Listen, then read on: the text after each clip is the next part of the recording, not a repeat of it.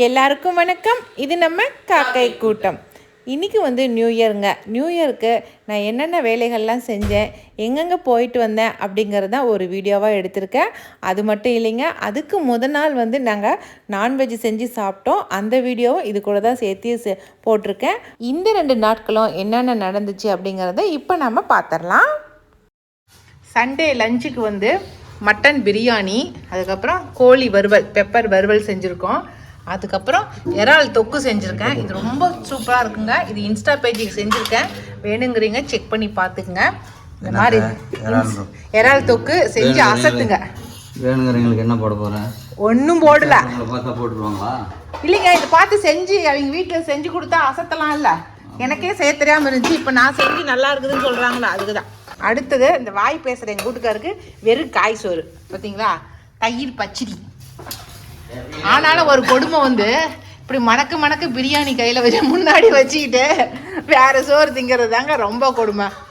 வலிச்சு எல்லாத்தையும் வாயில போடுறதுக்கு இல்லாம பாவம் ஸ்பூன்ல அள்ளி சாப்பிட்டுக்கிறான்.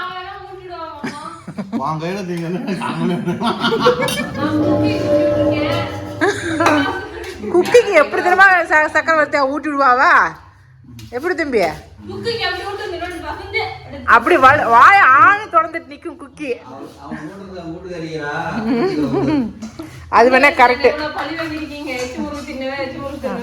பிள்ளைங்கெல்லாம் இப்போ லைனாக உட்காந்துக்கிறாங்க எல்லாம் பிரியாணிக்கு. எச்சி முறுக்கு தின்னுவீங்க. மாமா மென்னு முறுக்க கொடுத்தா வருஷம் வாங்கி சாப்பிட்டுருவான். அப்படிதான் நீ சாகிற வரைக்கும் சொல்லுவோம். சைவ சாதம் எங்க கொஞ்சம் கொத்தமல்லி சட்னிக்குதுங்க. என்ன காருது ஏ தம்பி பிராணா? டே காரமே இல்லைன்னு சொல்லி அவளுக்கு காரம் போட்டேன். எல்லாருமே சாப்பிட்டு இருக்காங்க. எல்லாம் சாப்பிட்டு முடிச்சுட்டு குடிக்கிறதுக்கு கொழிஞ்சி பழத்தில் ஜூஸ் போட்டு வச்சுருக்கிறேன். இது கொழிஞ்சி பழ ஜூஸ். ஆனால் ரொம்ப டேஸ்ட்டாக இருக்குது கொழிஞ்சி பழத்தில் ஜூஸ் போடுறது. இப்போ நிர்மலா தேவி இப்போ வந்து எங்கள் வீட்டுக்காருக்கு ஊட்டி விட போகிறான். கரெக்டாக நிர்மலா? கத்திரிக்காய் சட்னிக்கு முதல்ல வந்து தோட்டத்துலேருந்து பறிச்சுட்டு வந்தால் கத்திரிக்காயை அரிஞ்சிக்கலாம். ஒரு 5 கத்திரிக்காய் இல்லைனா ஒரு 6 கத்திரிக்காய் போதுங்க. அதனால் ஒரு 5 கத்திரிக்காய் தான் நான் எடுத்துகிட்டு வந்திருக்கேன். 5 அரிஞ்சு வச்சுக்கலாம். இது ரொம்ப ஈஸியான சட்னி தாங்க. இதில் ஒரு வானல் வச்சு அதுக்கு கொஞ்சம் எண்ணெய் விட்டு கடுகு, கடலப்பருப்பு 2 ஸ்பூனு, அதுக்கப்புறம் உளுத்தம்பருப்பு 2 ஸ்பூனு போட்டுட்டு அதுக்கப்புறம் கொஞ்சம் கருவேப்பிலை போட்டுட்டு பெரிய வெங்காயம் ஒரு 2 வெங்காயம் போட்டிருக்கேன். கூட வந்து பச்சை மிளகா, வரமிளகா, அவ்வளோதாங்க. எல்லாத்தையும் போட்டு நல்லா வதக்கிற வேண்டியதுதான். கூட வந்து ஒரு 2 தக்காளி கூட சேர்த்திக்கலாம். அதையும் சேர்த்துட்டு மறந்துட்டேன், பூண்டு கொஞ்சம் போட்டுக்குங்க. ஒரு 5-6 பல்லு பூண்டு. எல்லாம் நல்லா வதங்கின பிறகு ஒரு 2 தக்காளியை வந்து சேர்த்து அதையும் நல்லா வதக்கிக்குங்க. இப்போ வந்து கொஞ்சமாக மஞ்சத்தூள், உப்பு, அதுக்கப்புறமேட்டு கொஞ்சமாக புளி சேர்த்திக்குங்க. இது எல்லாம் சேர்த்துன பிறகு நம்ம கட் பண்ணி வச்சுருக்கிற கத்திரிக்காயும் எடுத்து போட்டு அதையும் நல்லா வதக்கிக்குங்க. இன்றைக்கி வந்து உப்பு உருண்டை தாங்க செஞ்சு கொடுக்கலாம் அப்படின்ட்டு இருக்கேன். இது கவுனி அரிசி பச்சரிசி. இது நல்லா ஊற வச்சு அப்புறம் துணியில் அப்படி காய வச்சு மிக்சியிலேயே அரைச்சி எடுத்து வச்சுக்கிட்டேன். நல்லா பருபருன்னு நல்லா இருக்குது. இதில் புட்டு செஞ்சுக்கலாம். அதுக்கப்புறம் இந்த மாதிரி உப்பு உருண்டை செய்யலாம், கொழுக்கட்டை செய்யலாம், எது வேணாலும் நம்ம செஞ்சுக்கலாம். சரி கவுனி அரிசியாக இருக்கட்டுமே வச்சுட்டேன், செஞ்சுட்டேன் நான். இப்படி ரெடி பண்ணி வச்சுட்டுமாக்கா தேவைப்படுறப்ப நம்ம செஞ்சுக்கலாம். நம்ம இன்றைக்கி உப்பு உருண்டை செஞ்சிடலாம். ஆல்ரெடி உங்களுக்குலாம் உப்பு உருண்டை நல்லாவே தெரியும். இன்னைக்கு காலையில் வந்து டிஃபனுக்கு ஒரே ஐட்டம் மட்டும் பத்தாது அப்படின்ட்டு உப்பு உருண்டையும் செஞ்சு கொடுக்கலாம் அப்படின்ட்டு தான் செஞ்சு கொடுக்குறேன் நான் குழந்தைங்களுக்கு. என்ன கடுகு போட்டேன், கொஞ்சமாக கடலப்பருப்பு, அதுக்கப்புறம் உளுத்தம்பருப்பு. ரொம்ப ஈஸியானது. காலையில் டைமில் ஸ்கூலு கூட நம்ம டிஃபனாக செஞ்சு கொடுக்கலாம். விகாஸ் நாளையிலேருந்து ஸ்கூல் வேறு. விகாஸ் தம்பிக்கு என்ன பண்ணுவானோ தெரியல. கருவேப்பிலை கட் பண்ணி வச்சுக்கிற கருவேப்பிலை சேர்த்துக்கலாம். முந்திரி இருந்தால் சேர்த்துக்கலாம், முந்திரி இல்லை அதனால் நிலக்கடலை சேர்த்துருக்குறேன் நான். வறுத்த நிலக்கடலை சேர்த்துக்கலாம்.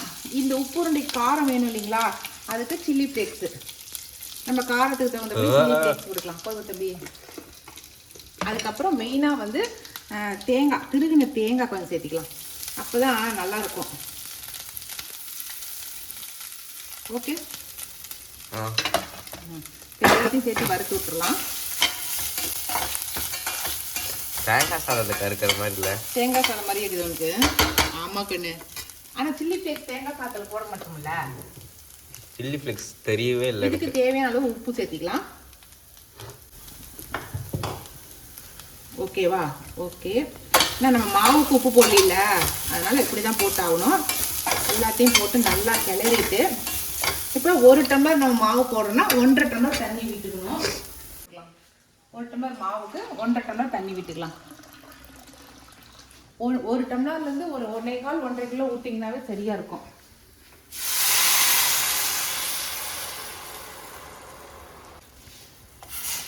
ஓகே, இது நல்லா கொதி வரட்டும். நம்ம கத்திரிக்காய் சட்னி என்ன ஆச்சுன்னு பார்க்கலாம். இதுக்கு வந்து நான் தண்ணியே ஊற்றலிங்க, அப்படியே மூடி வச்சு அப்படியே தான் வதக்கிட்டு இருக்கேன் பாருங்கள். அப்படியே வதங்கிட்டே வருது. நம்ம இது கொஞ்சோண்டு புளி சேர்த்துணும். கொஞ்சம் புளி போடணும். அதுக்கப்புறம் திருகின தேங்காய் கொஞ்சம் போடணும். அவ்வளோதான். போட்டோமா அரைச்சிடலாம். பாருங்க, இதுலேயே வெந்துருச்சு பாருங்க. கத்திரிக்காய் நல்லாவே வெந்துருச்சு பாருங்க. தண்ணியே சேர்க்காம. ஆமாம், தண்ணியே சேர்க்காமலே பாருங்க வெந்துருச்சு. சும்மா கொஞ்சமாக தேங்காய் போட்டிருக்கேன். திருகின தேங்காய், கொஞ்சம் புளி போட்டிருக்கேன். அவ்வளோதாங்க.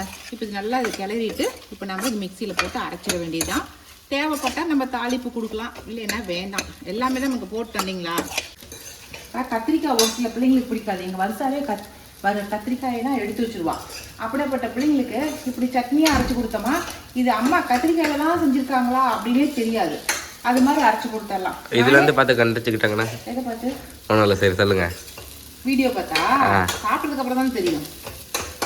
இது அதே மாதிரி தான் பீக்கங்காயும் சட்னியாக அரைச்சிடலாம். சௌச்சௌ காய் இல்லைங்க, அதையும் சட்னியாக அரைச்சிடலாம்.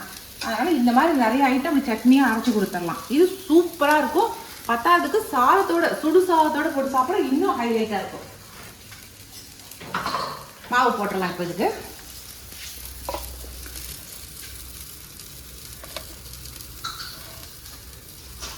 ஓகேவா?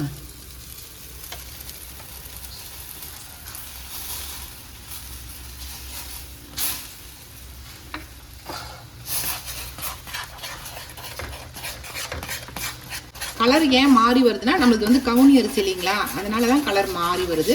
இல்லாட்டினா வந்து நல்லா வெள்ளையாகவே வரும். அவ்வளோதான். மாவு வந்து சூப்பராக வந்து நல்லா கெட்டியாயிருச்சு பாருங்க. இப்போ இதை ஆற விட்டுட்டு நம்ம உருண்டை பிடிச்சிட வேண்டியது தான். ஓகே, இப்போ ஆற வச்சிடலாம் நம்ம. அவ்வளோதான். உருண்டை எல்லாத்தையும் பாருங்க இந்த மாதிரி பிடிச்சிக்கலாம். சின்ன சைஸாக வேணாலும் சின்ன சைஸாக பிடிச்சிக்கலாம். நமக்கு டைம் ஆகும் சின்ன சைஸாக பிடிச்சா, அதனால கொஞ்சம் பெருசாக பிடிச்சிட்டேன். சரிங்களா? இப்போ உருண்டையை பிடிச்சி இது வந்து ஆவியில் இப்போ வேக வச்சிடலாம். காட்டி கேட்டு தின்னீங்கள. நம்ம வந்து கெட்டிலேயே வச்சிடலாம். இதில் ஒரு வேலை செஞ்சால் அதில் ஒரு வேலை நடக்கும். ஈஸியாக வந்து இப்போ கெட்டியில் வேலை முடிஞ்சிடும். இதுக்கு தான் இந்த அகோரா கெட்டில் வந்து பயங்கரமாக யூஸ் ஆகுது நமக்கு. காட்டிட்டேன். ஒரு ட்ரிப்பு வேக வச்சுட்டு எடுத்துட்டோமாக்கா சூப்பராக இருக்கும். இன்னும் கொஞ்சம் சேர்த்துவீங்க. இன்னும் வைக்கலாமா? போதுண்டா, சும்மா தானே வேக வைக்கிறீங்க. பெருதாக சாப்பிட்டாலும் நல்லா தான் இருக்கு. அது மாவு இதுக்கு மேலே மூட முடியாது. ஒரே முட்டைக்காக சும்மா 2 சேர்த்துவீங்க. ஓகே, வேகட்டும். அதுக்குள்ள நம்ம சட்னி தாளிச்சிடலாம். தாளிச்சிட்டு தம்பிக்கு தோசை கூட. இந்த சட்னிக்கு பின்னாடி ஒரு பெரிய கதை இருக்கு, நான் சொல்றேன் கேளுங்க. இவங்க என்ன பண்ணிருக்காங்க, காட்டுக்குள்ள போய் அது என்ன காயுமா பிரிஞ்சால பிக்க போயிருக்காங்க. அதுதான் இங்கிலீஷ் சொல்றதா சொல்லுவீங்களா? பிரிஞ்சால பிக்க போன இடத்துல கத்திரிக்காய் பிக்க போன இடத்துல ஒரு உடக்கா அம்மா மேல ஏறிக்கிச்சு. ஏறி புடவை மேல ஏறி நின்னுக்குச்சு. விடவே மாட்டேங்குது. கத்தி டான்ஸ் ஆடி அந்த புடவைக்கிட்டே எடுத்து, அப்போ அது வந்து கீழே உருந்தும் தவுளத்தான் நிக்குது. அப்படியே அப்படி யாரும் எதுவும் பண்ண மாட்டாங்க. இத்திலும் ஒண்ணு உடக்கா ஒரே நடிச்சு இத்தனைட்டு இருந்துச்சு. வால் பாத்தீங்கன்னா ஒரு மாதிரி கலரா இருந்தது, 2 ஷேடா இருந்தது. நம்ம நார்மல் உடக்கா மாதிரி இருந்ததுல, வால் மட்டும் வேற கலரா இருந்துச்சு. பிளாக் அண்ட் ஒயிட் கலர்ல இருந்தது. எனக்கு பிளாக் அண்ட் மஞ்சள் கலர்ல தான் இருந்தது. அதுக்கு பேர் என்ன சொல்லுவாங்க? பச்சோந்தி எங்க திருப்பதி என்னவோ தெரியலங்க. போய் காய் பிக்க போகும்போது பாவாடுக்குள்ளேயே புந்துக்குச்சு. நியூ இயருக்கு வந்து சூப்பரான வரவேற்பு. கடலைப்பருப்பு போட்டு தாளிச்சிட வேண்டியதுதான். தேவைப்பட்டா தாளிக்கலாம், இல்லாட்டினாலும் விட்டுறலாம். தாளிப்பு கொடுத்ததானே இந்த ஒரு சட்னியும் வந்து நிறைவானதா இருக்கும். சட்னினாலே தாளிக்கணும். ஆமா, கருவேப்பிலையே கடுகு இருக்கணும். அவ்வளோதான். இன்னைக்கு காலைல டிஃபன் வந்து கத்திரிக்காய் சட்னி, தோசை, அப்புறம் உப்பு உருண்டை, கவுனி அரிசி உப்பு உருண்டை. ஓகே, இன்னைக்கு டிஃபன் சாப்பிட்டு இன்னைக்கு சேலம் கிளம்ப போகிறோம். சேலம் போயிட்டு அங்கே ஹோட்டலில் மதியம் ஏதாவது லஞ்ச் சாப்பிட்டுக்கலாம் அப்படின்ட்டு இருக்கோம். இல்லை கோயிலுக்கு போகலாம் அப்படின்னு சொல்லிட்டு இருக்காரு. அதனால் கோயிலுக்கு போயிட்டு நான் அங்கே வீடியோ கண்டினியூ பண்ணுறேன்.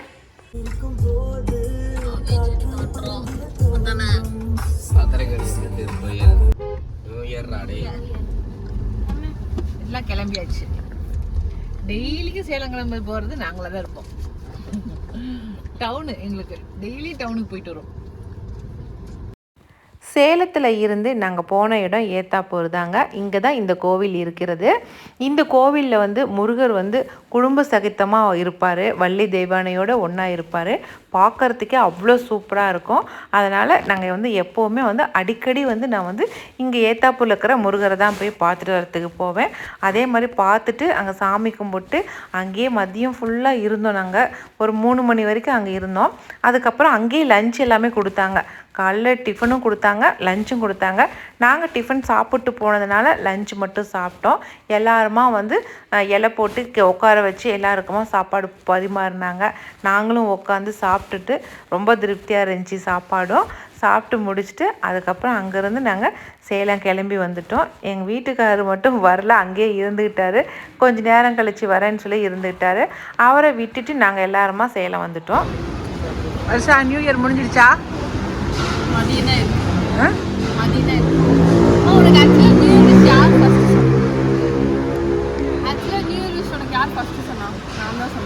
சொன்னியா? தூங்கிட்டு இருந்தவனை எழுப்பி சொன்னேன். இனியா எப்போ தூங்கிட்டு இருக்கும்போது நான் எழுப்பி சொன்னேன்? நைட்டா? அது கூட தெரியல. ஃபுட் கோர்ட்டுக்கு வந்தாச்சு. கோவிலில் இருந்து ஃபுட் கோர்ட்டுக்கு வந்து சாப்பிட்டுட்டு ஸ்நாக்ஸ் வாங்கி சாப்பிட்டு இப்போ வீட்டுக்கு கிளம்ப போகிறோம். போகிறதா?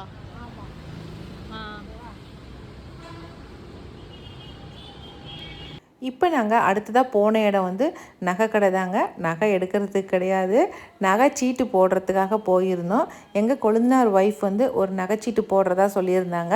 சரி அவங்க கூட போகலாமே நானும் போயிருந்தேன். KJS நகை கடை தாங்க. அந்த கடையில் தான் வந்து நகைச்சீட்டு போட்டாங்க.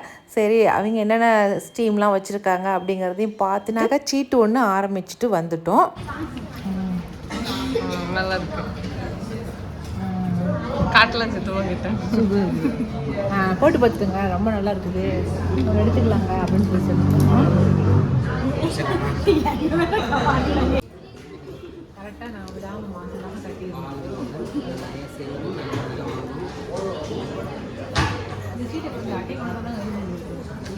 ஆன்லைன்லேயே பண்ணிக்கலாம்ல.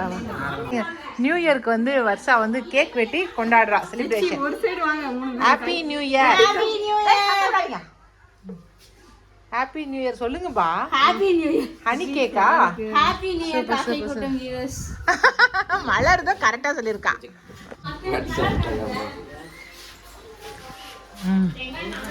போதுடா, கொஞ்சம் சாப்பிட்டுட்டேன். தங்கச்சி அண்ணன். ஐயோ அக்காவுக்கு தம்பி ஊட்டி விடுறோம். அக்கா ஆக்சுவலா இவ யாரும் கேக்குதா? அக்கா இவளுக்கு. ஆமா, சித்தப்பா பொண்ணு. அவ்வளோதாங்க, இன்றைக்கி இந்த வீடியோ இதோட முடிஞ்சிருச்சு. இந்த வீடியோ பிடிச்சிருந்துச்சுனாக்கா லைக் பண்ணுங்கள், மறக்காமல் எங்கள் காக்கை கூட்டத்துக்கு சப்ஸ்கிரைப் பண்ணிடுங்க. இனி அடுத்த ஒரு புது வீடியோவில் சந்திக்கலாம். பாய்.